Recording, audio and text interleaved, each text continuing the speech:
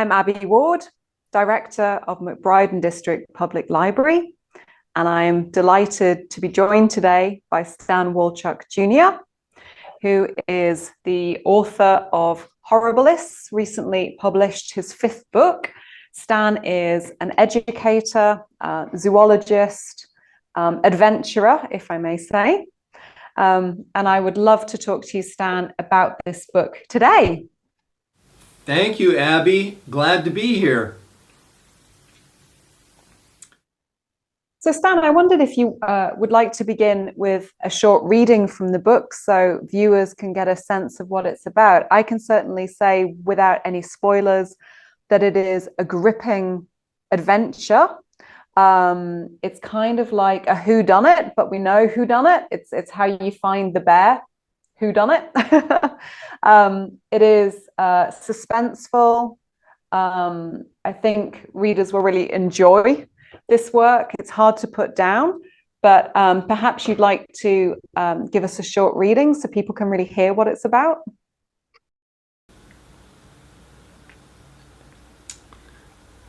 He lay cliff-edged under a favorite tree, looked out into the black night, sensed the vacuum of space below. The void was a playground of scent, the free flow of air currents, a mosaic of modulating smells. In the daylight, the view of the Great Basin was something to behold. He'd taken refuge under the sprawling, wide-limbed hemlock many times, a commanding cliff-top view over a great alpine meadow with several rubbing posts nearby. Dead or half-dead spruce denied life with busted branches from 20 years of his back scratching. A sudden draft buffeted his backside, and again he lifted his snout to the night. The stink hit like a hammer. He surged to his feet, no mistaking the rancid sweat of human and dog. How could it be? How could they be so close? He stood in the night. An hour slipped by. The stink held steady. For a moment he thought of slipping away. It would be easy to do, but only for a moment. He turned and faced the breeze directly. The sneak would be easy. High alpine suffered little deadfall, few twigs underfoot, little debris. He moved off, slid between wet, feathered branches, stepped soft on carpets of grass, a vindictive stealth fashioned for cutthroats. The bear slipped up to the camp like a wraith in the night. He edged crossways and determined the exact resting place of each person and dog. He stood downwind among the sleeping dogs and listened to their soft sighs, their pitiful nightmare whimpers. Horribilis is a story about a family, Tom Beck, an aging game warden about to retire, and his family. Now, what happens early in the story is that his granddaughter, who just graduated from high school, is on a camping trip with friends, kind of a grad party near a local lake. In the night, a bear attacks her as she's sleeping, and her boyfriend shows up trying to save her, and he's killed in the process. So that sets off a major chain reaction. The media gets involved, the warden service, the local townspeople, wildlife protection groups get involved. So we have this sort of a situation develop from the mauling that brings to life our attitudes about bears, and really the main theme is about the family and what they go through. So we have this tragedy and what they do to get back to a good place in life, and how it ends up in a better way than it was. I would say the second theme is about bears in our lives. It is not an anti-bear story at all. In fact, the bear is presented well in how the bear might be and what the bear's life is. But the bears in our lives are not what they were perhaps years ago. Things have changed. And the information on bears, how the bear's life is and what's happening in this relationship between man and bear, is really quite revealing. It's an interesting perspective on things. But this whole story happens in a faster paced story that keeps the reader's attention quite well. It's a fairly visual story. Okay. So my first question is, this is, I believe, your first novel, although you have written other works. What made you take the leap from non-fiction to fiction? Yes, it was really quite a leap going from true stuff, magazine articles, how-to books, the common man and common life biography. Going to novels was quite a change. There was no real reason for it. It was just a change of life, time for a change. Those years are behind us now, and time to move on. I don't need to look back. It wasn't my first novel, this novel. I started actually 2 novels in the early 80s and never finished them, but spent quite a bit of time with those back then. Sure. And were there challenges associated with novel writing that you didn't face when writing your other books? Yes, absolutely huge. A complete change of strategy, your writing style, your emotional investment in a novel is much greater than writing facts.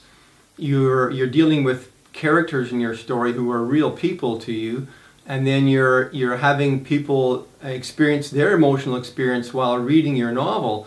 So there was a lot more involved, as you can imagine, as well as you've got the theme, the idea of the story, you've got the plot, you've got characters, developing your characters during the story. You know, you've got the scenes you're working with and all the details. So a novel is much more involved. I did a lot of pre-work in designing and working with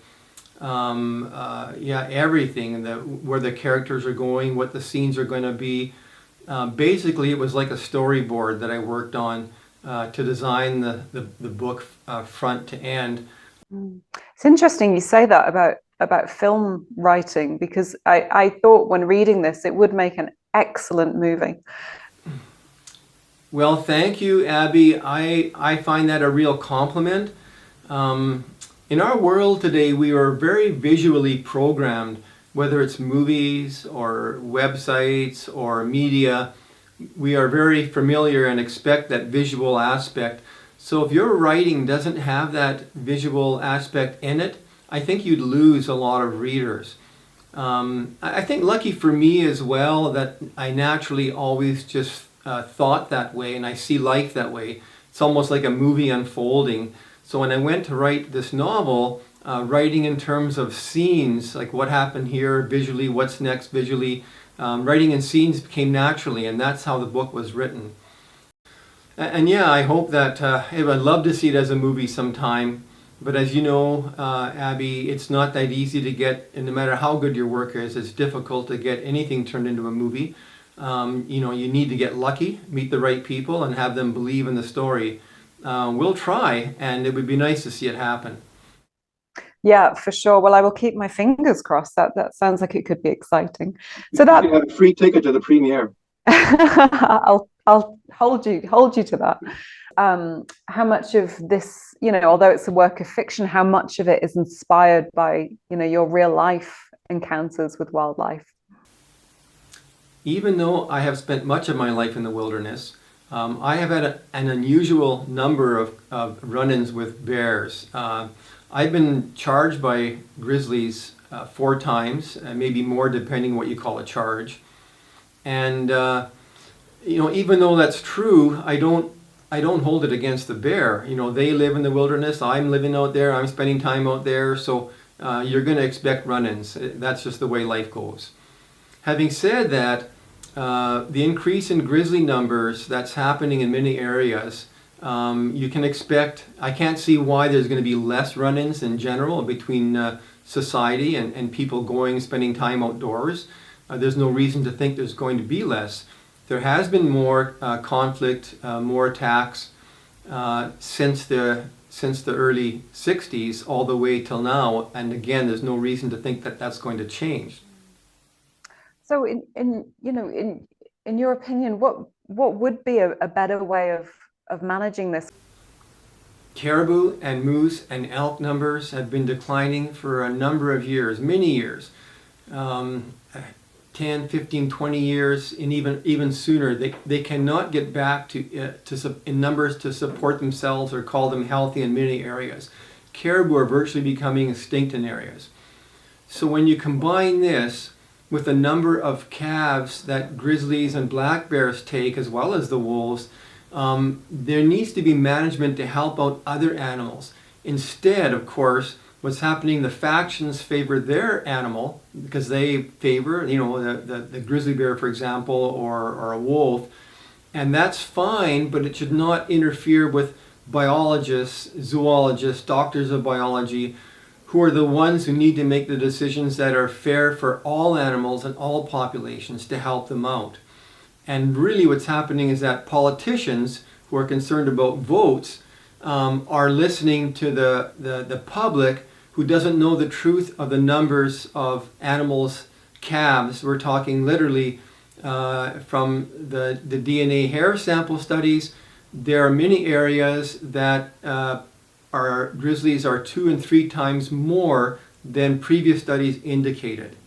And in terms of calves killed by bears in the springtime, from when they're born to say mid-June, what happens is that these studies where they now put cameras on the bears, GoPros basically on bears. One of the first studies had a sow with 2 cubs, and in 29 days she killed 31 moose calves. And people thought, well, that's not normal, that's an anomaly or whatever. But the subsequent studies of bears and calf predation, not only in North America, but in Europe as well, with the brown bear and the reindeer, it's been almost like a standard that a bear can take and does take up to like 30 or more calves per month in these times. So the thousands and thousands of calves that are taken from populations that are already devastated and can't recover is just too much, and that's why they can't recover.